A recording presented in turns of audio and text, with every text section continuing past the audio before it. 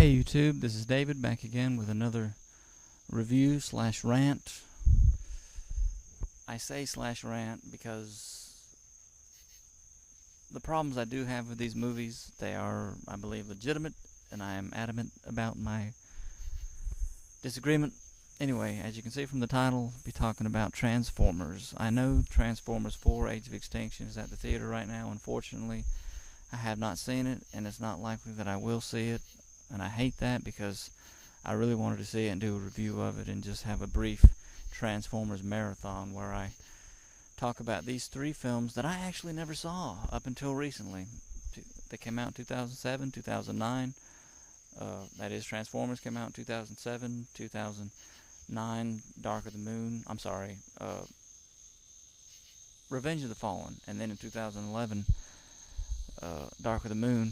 And I wanted to get into maybe some of the cartoons and other Transformers lore from the old days, and then also finish up by going to see the new movie and maybe make 3 different videos. I'd still like to do that if I could only come up with some cash to go see the 4th film. Anyway, first things first, I have never really gotten into Transformers. When I was a kid, I was Teenage Mutant Ninja Turtles and other things, and then early teens, it was, and early preteen, it was X-Men, and some other stuff. But Transformers, I don't know how I missed out on it. I don't know why, if I consciously skipped it or what. It's just not something that I was into or knew anything about.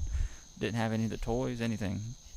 So it was all new to me as far as even people's names beyond maybe Optimus Prime. Maybe I knew his name, but other than that, I was coming in cold to Transformers when I borrowed the 3 films from my cousin Levi. Anyway, just wanted to make a note of that because it was kind of interesting to me. I'm like, let's go find out about Transformers, something I know nothing about. And so that's what this has all been about. I've watched the 3 films. I've watched them each at least 3 times each. And so everything that I say in this recording will be all related to just the movies, nothing else, because I don't know anything else about Transformers, and I am prefacing all this way because I know there's been a storm of controversy, just controversy like all get out over things done to the Transformers that I didn't know what the big deal was because I didn't know about Transformers. Well, I guess I'll find out soon as I try to get into some of the original stuff, particularly the cartoons, and hopefully if I can somehow see the 1984, 85, or 86, I'm not sure, when the Transformers, the movie, came out. Anyway, basically just getting into some of the older stuff. So this is only the movies, because I'm making this recording right now, because right now I know nothing but the movies. So here goes. The Transformers are robotic living machines. That's almost the way Optimus Prime says it more than once, I think. Can't get the quote exactly right, but they're from the planet Cybertron. Their enemy is, or are, the Decepticons, which we find out more and more by the Decepticons and the history of the Autobots, which is what Optimus Prime's Transformers are called, the good guys, basically. I love how they're able to get away with this stuff, and I'm unfortunately going to be talking a lot about Michael Bay. I will try to praise him and also bring out complaints at the same time, just to try and make it as fair and even as possible. But these beginning narrations, things like, before time began, like there was the cube, and you hear Epps, one of the soldiers, Air Force guys, I think he was a technical sergeant, or maybe he was Chief Master Sergeant or something, in the second film, Master Sergeant, whatever, something in the Air Force, because they focus on the Nest soldiers, this team working alongside the Autobots in the movies. Anyway, he says something like, you gotta wonder, if God made us in his image, who made him? they're somehow able to get away with all this stuff in these movies, and it's the Michael Bay touch, I guess, that he's making these big, larger than life.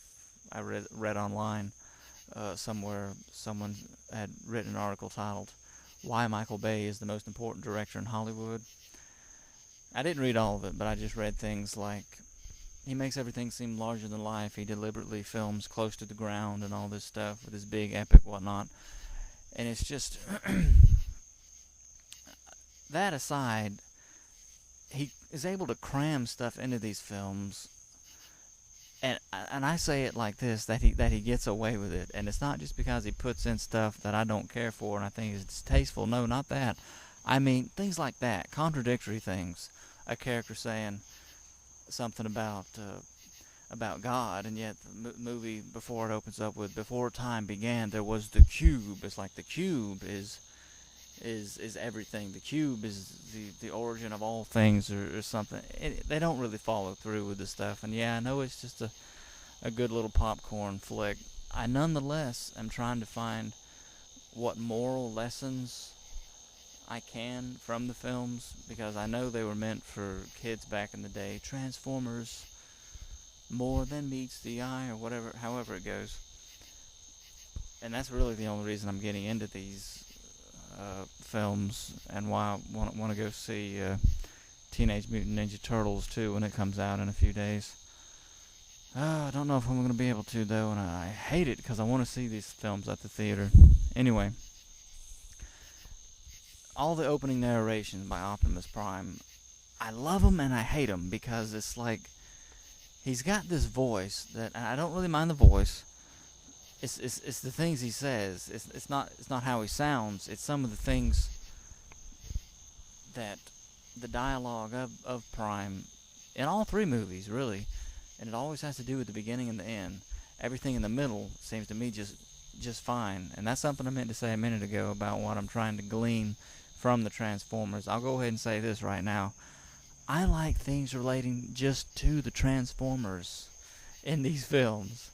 I know that's one of the big controversies about the films. It's like, it's a lot about the humans. It's a lot about the humans. When apparently the cartoon and the good old stuff, apparently they just followed the story of the Transformers more. Have not verified that for myself. I'm just saying what I heard.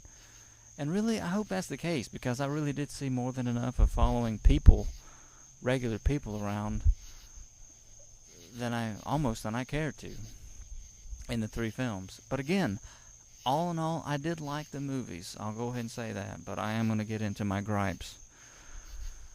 Beginning with right now, for instance, I know just getting another controversy out of the way. I know the twins in the second film, there was supposed to be some kind of stereotype, like they're making fun of that, like a stereotypical group or something. I won't go into details. You know, if you've seen the film, what I'm talking about.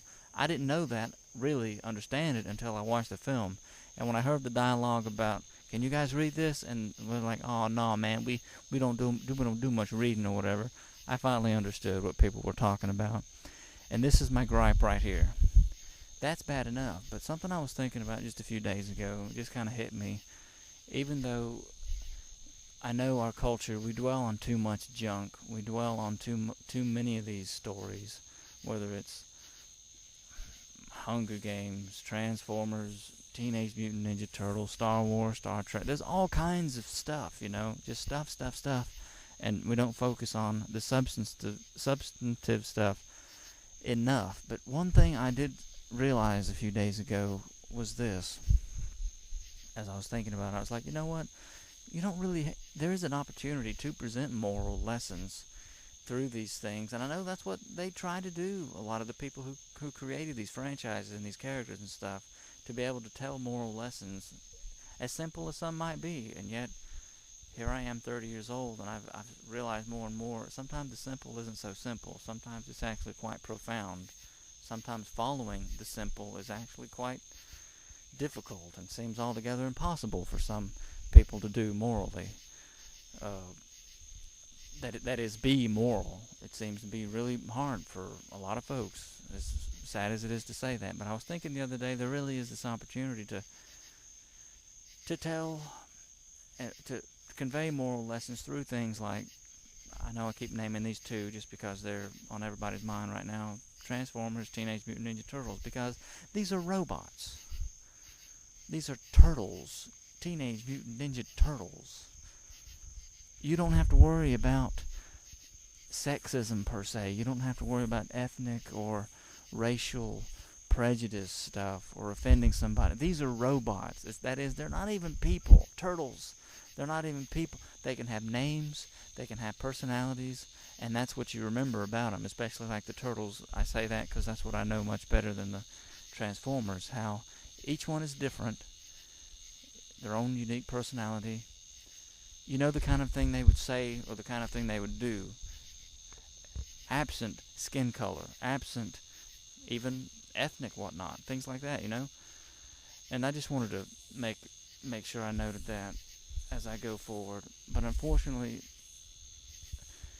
one of my gripes is that they messed up even that with things like the twins and some of that dialogue about, you know, that lingo they were using, like, why don't you pop a cap in his ASF, put him in the trunk, ain't nobody gonna know nothing about this gangster talk. And it's like, they messed that up. You don't want to go and ruin something like that, but ultimately it seems like the big show and sometimes just the big lie seems to be more important, and it's not really any kind of moral lesson that may be wanting to be conveyed, especially when you get to all of the stuff at the ending of well, never mind. What I was going to say is this. It seems like in the Transformers, it's not just getting lost in the action and the spectacle. It's starting out with something good, but then kind of losing its way, and then trying to come back. And it's this really annoying thing that Michael Bay was able to do, where some of this stuff, and I'll go ahead and get this over with right now, because I know I'm going all over the place like I usually do, instead of being thoughtful and well-planned ahead of time. The way he was able to annoy me with some of the jokes that I did not care for, some of the language I did not care for, and then to almost bring me to tears a few minutes later. I hated that, and yet I love it at the same time. I'll go ahead and say this. My favorite scene in the whole trilogy, even though I like a lot of stuff, my favorite thing is actually the scene between Sam and his dad. With the scene, I was trying to get Bumblebee to get his parents to safety, and he's saying, Dad, you gotta let me go, you gotta let me go. It's like, I'm your father, and this isn't up for discussion, and all this stuff. I got something to do, Dad. I can help. You gotta let me go. And I was almost crying by the time his dad said, you come back. If you go and watch that scene right now, I think you'll see why it got me, and why if I just slow down and watch it and just feel everything that's going on, it would get me again right now if I were to watch it again. You gotta let me go.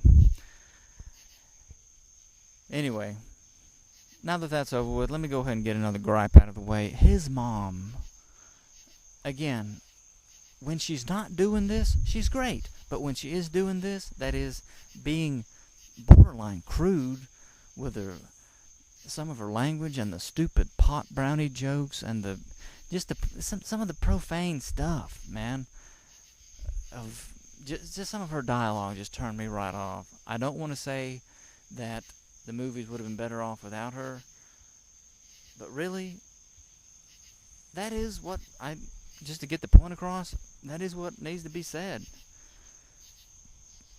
Because it was just, Transformers, if I'm not mistaken, was originally meant for kids. I know they've got like a high school age Sam, and you see him, grow up quite a bit through the films, through college, through trying to get a job in the third film, and just following his life a little bit, young man. But the stuff was still meant for kids, even though these are action movies that Michael Bay has made. They shouldn't be able to get away with some of that language. They should not. And some of the other things that are said, besides the cursing, I'm not going to say any of the particular things that you said, but it turned me right off, and I'm like, this movie, just as pure net worth, would be more if without this junk in it. But yeah, it seemed like she would go from being just like the sweet mom, funny at some moments, to just like, man, that was totally inappropriate. I would hate to be in a room where something like that was said, that kind of thing. Anyway, think I've got that gripe out of the way. Let me move on. Let me do it by character. That's what I'll do. Sector 7. Oh man, I just watched these movies recently, and I can't believe I can't remember his name. I'll call him Robo Warrior, his little cyber name from the internet, his conspiracy whatnot. He's the actor, Godfather, and all that, who was Sector 7. Can't believe I can't remember his name, but let me just call him that. Uh, Robo Warrior. Man, watching the movie the first time through, I was so ticked off. It's like, what is with this political garbage? And it's like he's a snooty jerk, but then he's not. The whole thing of Bumblebee being frozen and everything, and Jazz telling his discussion with he's talking with Optimus Prime. We're just gonna let Bumblebee, let them take him. It's not right, and he's right. But Optimus is like, we can't do anything without harming the humans, and that's this priority with Optimus, and it's like he's the Professor Xavier, I guess, of this world. We can't harm people. And even though he's right, about Bumblebee being this brave warrior who would have it that way, it still hurts to watch the stuff. Because Bumblebee is a very cool character. Again, going in cold, knowing nothing about Transformers, he's right up there with your favorites, Always a yellow Camaro. Anyway, couldn't stand him in that movie, Transformers. In Revenge of the Fallen, you like him a little bit more, or I did. And then you just love him, Robo Warrior, in the third film. But again, going back and watching it now, I could laugh about it. Again, something else crude, Bumblebee peeing on him. The whole image is like, why did they put this in this movie? It detracts. It really does. And him, I'm under the enemy's scrotum when he's on the pyramid. It's like, what is this junk, man? I thought there was only one wrecking ball on those huge cranes anyway. It's like, this it's ridiculous is what it is. But overall, maybe it's almost like a guilty pleasure that I enjoyed the films, and I'd like to go back and watch the fourth film before it's out of the theaters.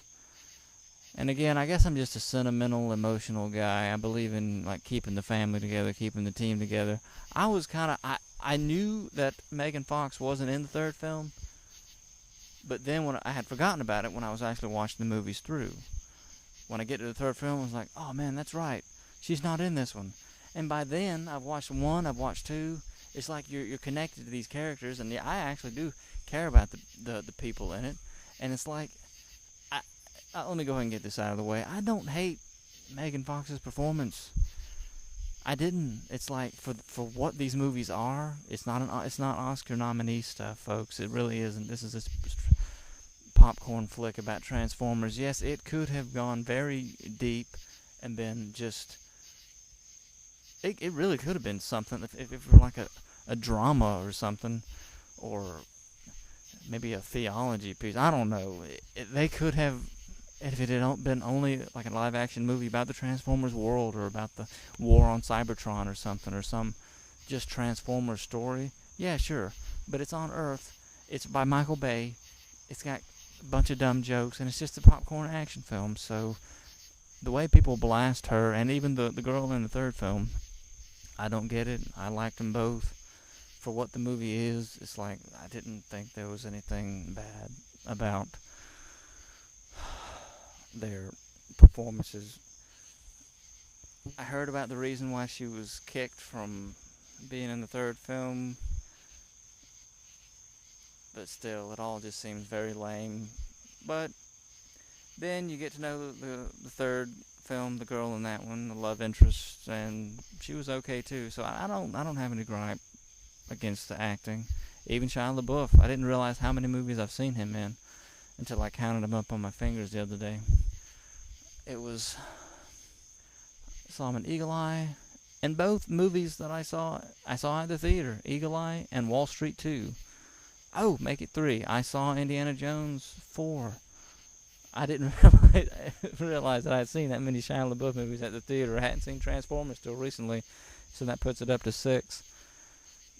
It kind of breaks my heart, some of the things to hear that he's getting into at this point in history. Maybe by the time somebody watches this, maybe he's turned over a whole new leaf and he's restarted his life and everything. But I'm not for him being in, or anybody being in movies like whatever it is, Nymphomaniac. It just seems like more trash.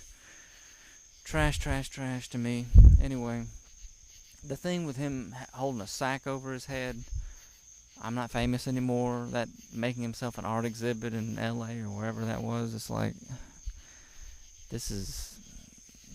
I'm depressed for this guy. I don't even know what he's going through, but hope he's alright. Anyway, for what these movies are, and it's not some deep thing, it is not, I didn't have any problem with his acting. I know a lot of people seem to want to hate him, and I don't automatically get on those bandwagons.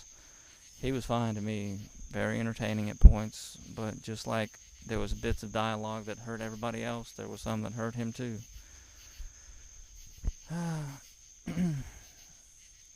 Who else can I talk about? The soldier, oh man, is it Alex? Malix, something like that. And Epps, first he's a captain, then he's a major, then he's a colonel. He just rose right up the chain of command in these movies. No complaints against him, except for this beginning thing. Are you sure she didn't fart? First video conference with his wife, their little girl. It's like, man, Michael Bay, who wrote this? And then the Transformer shows up and wipes out his base. It's like, what am I watching? Yeah, I only got about halfway through the first film when I was thinking, it's like they're joking. It's like they're joking around. Where's my serious stuff at? Surely. And they do have these little axioms that they throw in, and these little cliches that do make it good, for lack of a better word. But up until that point, it was like, I had to pause it. I got up, left the computer. I was watching DVDs on the computer.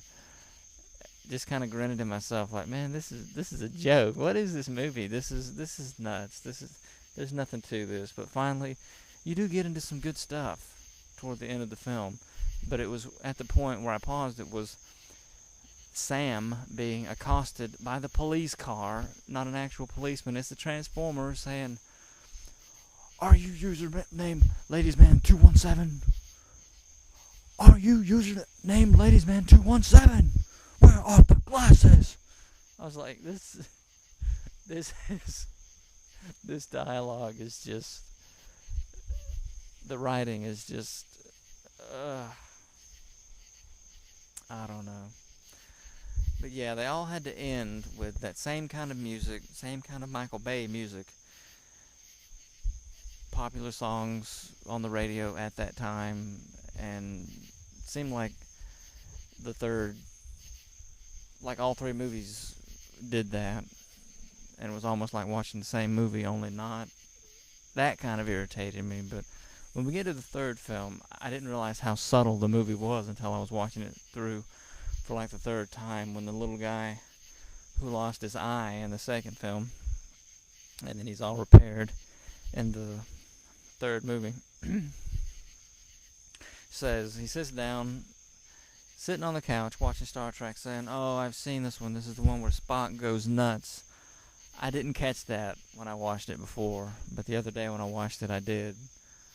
And it's like, very nice, very nice. This is the one where Spock goes nuts, because Sentinel, essentially voiced by Spock, goes absolutely nuts, and he kills Ironhide, and it just, takes me almost takes me out of the movie the way they did that scene, because yeah, there's about 10 seconds of dramatic music and him saying, "What have you done?"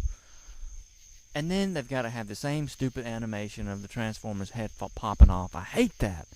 That should have been so much more of a dramatic scene, because you followed this Transformer for 3 movies. You like him, all this funny stuff, like from the first movie. You seem to have a rodent infestation. Shall I terminate? And it's the dog. It's the Chihuahua that peed on him. He wants to get rid of it. And there's Sam trying to convince him, "Oh, no. We like these are Chihuahuas. We like our pets on this planet." And that whole 5 minutes of looking for the glasses was yet one more thing that just, it kind of annoyed me. Not because it's in the movie. No. If they had cut out the mother's "were you masturbating" dialogue and all that junk and made it a little bit shorter, it would have been fine. The scene of the Transformers trying to hide and lean up against the house and stuff, that one scene, it was funny. It really was funny. Him coming out there and saying, no, this is not hiding. This is not a parking lot. And they're all transformed into what they are, the vehicles, all in his lawn, and everything's messed up. A big old semi-trailer, yellow Camaro, all these vehicles. That was funny. But it seemed like it was overdone. It was overdone to the point of irritating you. I want them to make a good Transformers movie where it's nothing that I don't want. I want it to be a perfect movie.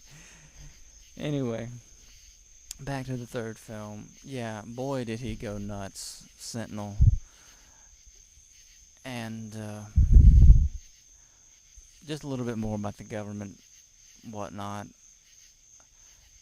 If I go and watch some of the cartoons that I can find on YouTube, if I can somehow watch the 1980s movie, and I find out that they do mostly cover the Transformers, they follow the Transformers stories between themselves, and there isn't a lot of government intervention control stuff, like the guy telling Lennox, "Take that pile of scrap and get your assets back to base," and all. It's like, dude, we've been risking our lives in battle repeatedly, and you're this bureaucrat showing up to bust our chops and get on people's nerves and make the viewers at home really ticked off. And then there's that woman who, by the end of the third film, she's basically what Robo Warrior was at the first film, now that I think about it, saying that she appreciated what Sam did, but he's just a kid, he's just a messenger. I was like, man,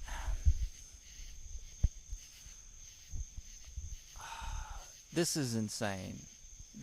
No appreciation at all. But then again, I can find something on the flip side very realistic in that. It's like, there's only so much appreciation you can have for anybody, anything, if you don't, the further away you are from it, you know? It's one thing, for instance, to say you support the troops. If you personally know somebody who went and fought and was blown up, half a foot, a leg missing or something like that. I'm just saying, things hit you in a whole, I don't mean to go off on that kind of tangent from this movie. What I'm just trying to say is, I'm trying to find something valid and realistic in everything, which maybe I shouldn't do. Anyway, another gripe. All of the quirky people in these movies, sometimes it was entertaining, like what happened with Robo Warrior, but then again, he's in all 3 films. He's S7 with his S7 Superman shirt on. Sam goes to find him for help, not realizing who he is. And his roommate, also another quirky character, in the entire second film. See how I got my start? Kitten calendars. We all gotta have dreams, bro. It's all about me. They want me because of my sight. He was pretty funny. But what I'm talking about is all these different people who you never meet in real life and not get scared. That is, if you did meet one. Bernie Mac in the first film, the way he talked, it's like, nobody's like this. when Sam gets arrested for being in that junkyard, that cop saying, "Oh, is that what the kids are doing these days? This drug you got in your pocket?" And it was for the dog, Mojo, his pain pills. How nuts the cop seemed with he showed his gun a little bit. "Oh, you eyeing my piece, 50 Cent? Go for it. I will bust you up." It's like, nobody is like this that I've ever met. Maybe I'm totally wrong, but Shia LaBeouf actually made that scene funny with his eyes and his quivering. He's like, "Are you on drugs?" It actually made it funny. And just a lot of there are other characters. King Jong in the third film, he was funny for a little bit, but it's like, then he gets killed off and you're almost traumatized because you're like, well, he wasn't a bad guy. He was just being squeezed for information and made to do the bidding of the evil bird transformer and shockwave, soundwave.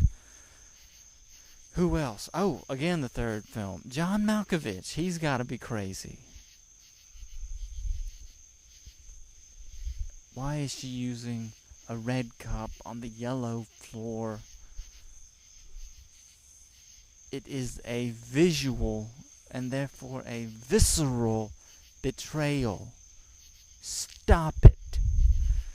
I mean, some of the stuff was funny, and yet he's also dropping the F-bomb a couple of times, and so are other people. It's like, how in the world?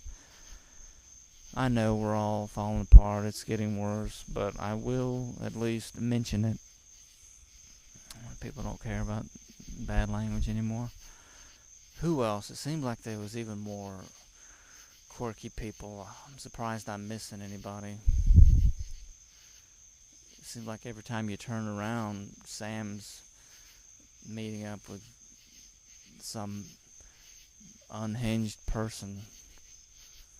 Granted, the girl who tried to seduce him in the second film was a Terminator. was a Decepticon. And another gripe, the little robot basically doing you know what to her leg at the end. It's like, this is... And the stupid dogs, the one dominating the other. It's like, why is this in my Transformers movie? Michael Bay, you need to be slapped for that. Anyway, another gripe. I can't recall one memorable scene where Optimus went full bore, superior warrior style, cutting some enemies down, except for maybe for a few seconds in the third film when he's running up to fight a Sentinel who actually bests him and cuts his arm off with the double-sided, dual-edged sword of his.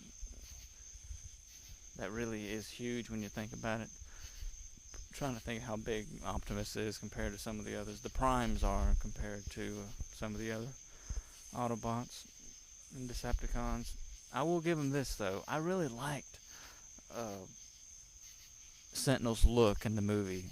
He was probably the best looking Transformer. All that red and the way they had his face done up and everything. It was a neat look. I've only seen pictures of a Transformer in the fourth film that also looks kind of cool, but yeah, just wanted to throw that out there. Back to my rant about Optimus. It's like, more than once, it's like when he's on top, he's got to be or like when he's got the high ground, or he's winning the fight, he's got to have all this stuff of, you die, and now I rise, you fall. And yet, more than once, he's like, and then his fight with Sentinel, after he gets his arm torn off, he's like, please. It's like, for just a second, he was like begging for mercy, just for a second, while what's his name? Sentinel's continuing on with his monologue, and he bests Prime. He does. Optimus, because I know Sentinel's supposed to be a Prime too. He is about to behead him. What happens? The girl had to go over and try and play them off, which succeeded. But it's like, Megatron is supposed to be this main arch enemy, and he just justice really isn't done to his evil. You know, he's got to be badder than he is in these films. Yeah, he tore Jazz in half, but then that's it. He fought Optimus for just a minute. Nothing seemed to happen in the second film besides him getting his part of his face took off. It's like there was nothing really memorable about their fights. Sentinel and Optimus were going at it like crazy for what little skip scenes you did see of it. But then all of a sudden, Sentinel gets the he's overcoming him. He gets well, I'm looking for the right word. It's upper hand. Thank you, brain. Gets the upper hand. Off goes Optimus's arm, and he's about to kill him. Here comes Megatron, shooting him up in the back. It's like, this is my planet. Now we need a truce. All I want is to be back in charge. After all, who would you be without me? And all of a sudden, Optimus is back to himself. It's time to find out. And then he finishes off Megatron easy because Megatron is still so busted up from the last film. And then shoots Sentinel, who is in the same position as he was just in, on the ground, on his knees, about to die. Shoots him in the head with a laser cannon shotgun dealy, and it's like, okay, that's it. That's it. Optimus, I want to see a fight with Optimus and a Decepticon where he overcomes, like Luke Skywalker style in Return of the Jedi, you know, just full frontal attack, you know, holding nothing back and beating the bad guy, not this people being played off, one off the other, and I only did it to save our planet. Would you forgive me? It's like, no, he murdered Ironhide. So he killed him, finished him off. You betrayed yourself. And he's back to his bad boy dialogue, which wasn't so bad when he got his arm cut off and he was like, please. It's like, come on. And he had the neat flight tech for just a second. He came to help him out in that really cool scene, which is why the main reason I think they say that it's the best action film, or at least why the blurb is on the back of the box of Dark of the Moon. I know it's not necessarily the best action film ever. Who knows what the best action film ever is? But the whole thing with the building falling over and Shockwave, the big old snake, choking the building and it falling over, and the funny guy saying, I don't care if we even do it. I'm having a heart attack anyway. That guy was funny.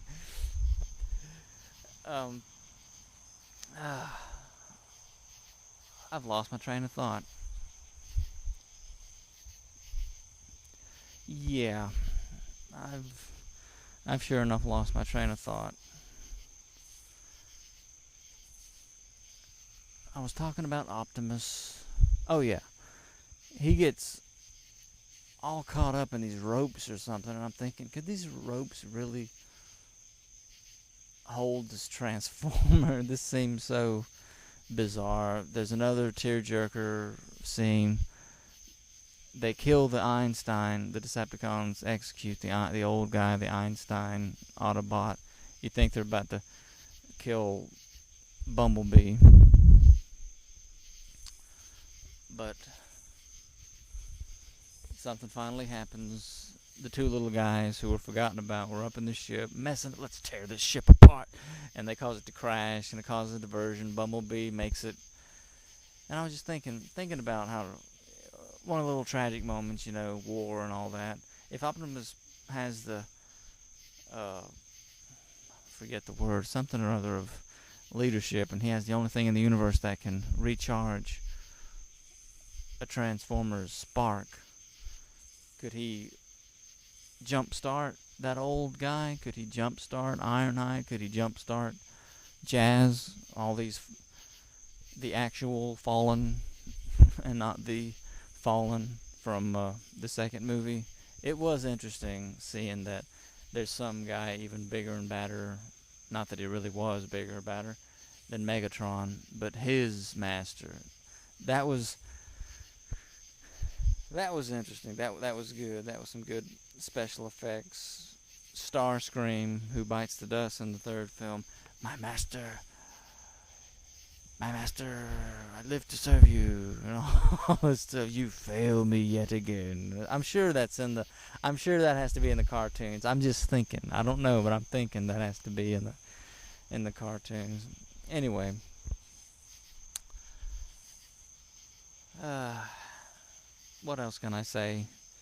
Feel like there's another gripe coming on.